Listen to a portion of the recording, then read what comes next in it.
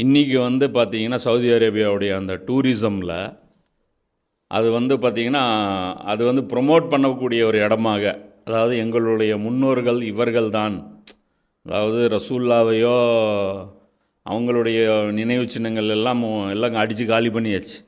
கேட்டால் முஸ்லீம் வந்து சிறுக்கு வைக்கிறான், அதை வந்து இது பண்ணுறான், அதை பண்ணுறான்ட்டு.